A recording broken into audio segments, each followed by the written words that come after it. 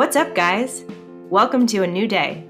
I'm Stephanie Ryder, and this is the 365 Shares podcast.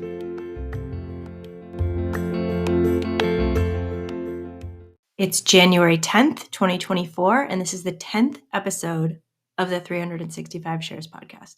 Today's podcast is on recovery language. So this is an interesting passage. It brings a lot up for me. But before I get into it, I'll just talk a little bit about my day. I just was off today, mostly physically, a little bit mentally. I think I got enough sleep. I got 9 hours of sleep, which should be enough. But I just had some kind of like vivid and weird dreams, which I think was me processing some stuff. I was dreaming about being with my family. I was dreaming about a breakup that I had. And just a lot of circumstances that were sort of out of my control. And it was like a funhouse version of real life in that there were, people that I knew in it, but maybe in different configurations, or like I knew I was in Chicago, but it wasn't really Chicago. And it's always hard for me after I have those dreams, like have these really vivid dreams where I'm clearly processing feelings and events, to like shake that off throughout the day. And so I got up. I didn't like linger in bed a lot today because I had a morning meeting. So I got up and I did my meeting, and I just didn't feel great. Physically, I also don't feel great. I was kind of just cold today. It's a winter and like a chilly day, and I have to have the heat on all the time, which I don't love. And my throat's kind of hurting and I just felt tired. So after all my meetings today, I laid down on the couch in my office where my cat usually naps because the sun comes in the winter in the afternoons onto the couch. And I like laid down with the cat and kind of just had this, thought of like, I'm the cat today and I'm taking a cat nap with the cat. And laid down when the sun was like just coming into the window from the left. And then kind of like slowly moved across the window and woke up when it was just right in my face and I was really hot. But it felt so nice to be like really warm, like warmed by the sun. We're inside, but the sun is on you. And it's this little reminder of how it feels when it's summer. And that was so nice. And it reminded me of my old apartment when I lived in Chicago, in New York with my ex-husband. And we had windows where the sun came in the afternoon. And that's like really desirable New York sun, as if you get afternoon sun coming in your windows.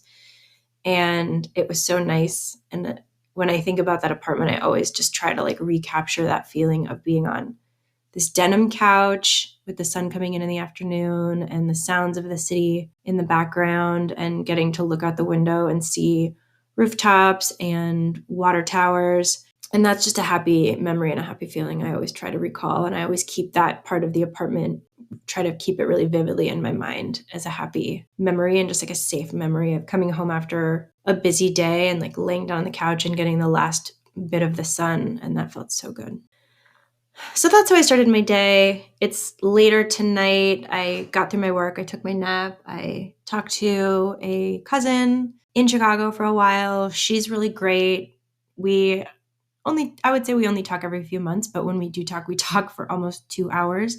So we talked for like an hour and 50 minutes tonight. And that was nice to catch up. And we caught each other up on the holidays, and we both had similar situations. And we always kind of have similar situations with our immediate families. And we're all extended relatives, but obviously you have your individual nuclear families. And she caught me up on her Christmas and just how like, it was nice to see everyone, but it wasn't really sort of like the magic and the spirit of the holidays. And I shared some of the things that went down with my family. And she's the second person from my extended Chicago family that I told about kind of what went down on Christmas. And both of them were really shocked. And it was nice for me because the people in my immediate family when it happened were like, well, that's what it is. And, maybe you're overreacting or just deal with it, like just normal dysfunctional family stuff. But the extended family people I told were like, wait, what happened? So that's just really nice validation because, we sort of gaslight ourselves when most of the people around us are trying to minimize a situation or telling us to calm down. We just sort of go along with it and gaslight. And maybe I should just get over it. And we should try to get over things and we shouldn't dwell in negativity and in bad feelings and resentment. But it is sometimes also nice to have that other set of eyes or ears on a problem.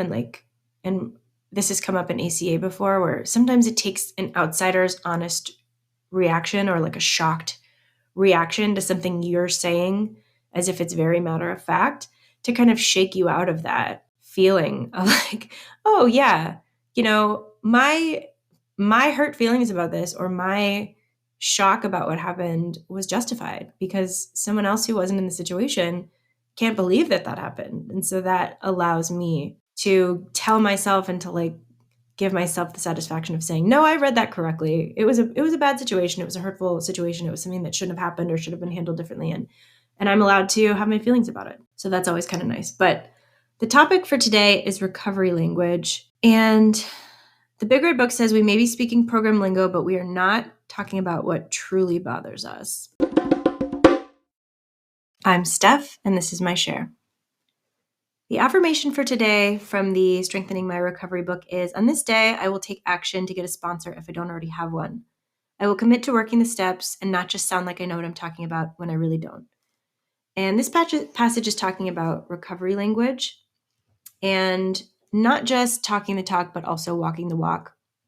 And I think it's really talking about when you get into a program, or maybe you just read about a program or therapy and you know how to start using the lingo and sort of sound like you're being healthy and you're being evolved, but you're not actually taking those actions to support it. So one thing that this brings up for me personally is it's okay to say I'm letting things go, and it's okay to say that I'm being a bigger person. But if I'm still putting myself over and over into the same situations where I'm being hurt, am I really working the steps? Am I really protecting myself? And the book talks about having a backbone and really living our truth. And so, as I've talked about in the past few episodes, for me right now, my truth is just taking some time away from my family of origin. I just haven't been gaining a lot of traction in getting people to talk to me respectfully or talk to me the way that someone who is working the ACA program would talk to me. And I'm kind of just done at this point. Any further efforts, I feel like on my part, to convince them that there's another way to do things is just me being codependent and me trying to control or manipulate people. And that is not the program.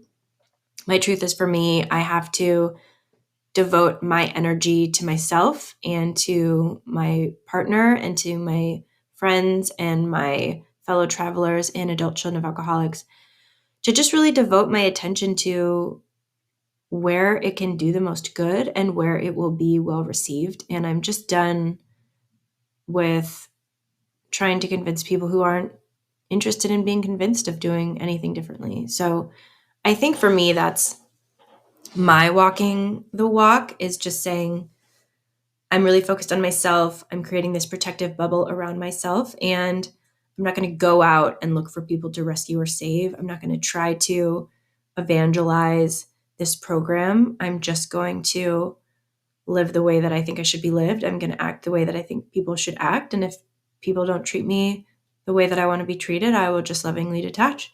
And I will go out and look for people who are respectful, or I will focus on my existing relationships and nurture those relationships that are loving and respectful.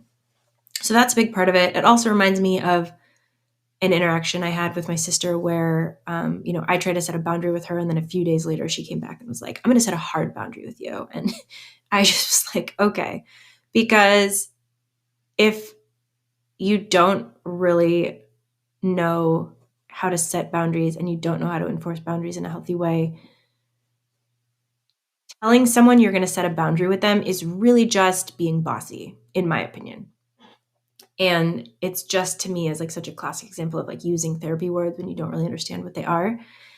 And of course, that's me being judgy, and that's not great. But I think that we have an opportunity to take on responsibility from this recovery language passage for ourselves of saying, read the words, internalize the words, act in a way that is in alignment with those words. And we also are allowed to, I think, recognize in other people when someone's trying to maybe gaslight us. And this is a common trait with narcissists, where they're they're going to come across as really knowledgeable. They're going to come across as very confident, and they're going to use words that they heard other people use or that they saw on Instagram that sound enlightened without them ever having to do the difficult, painful, messy work themselves of actually going to therapy or working a recovery program. And I think for me, the focus is just on me and my actions, and letting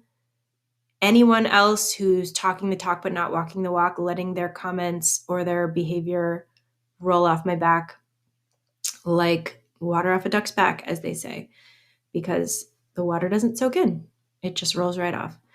So I'm just going to be a duck. I'm going to let any negativity be water. I'm going to continue to work my program and take to heart the messages that I hear in book study and the readings in the Big Red Book, in my own therapy, in the wonderful shares I hear from other people in the program that are always thought-provoking and inspiring. And I'm just going to keep going on about my day. But I hope you guys are doing great. It's Wednesday. It's hump day. It's the 10th podcast episode, which is really cool. We're slowly getting all these little milestones down. And I think I may have a listener, which would be cool. So whoever you are, thanks for joining. Thanks for listening. I appreciate you. And I hope you have a great rest of your day.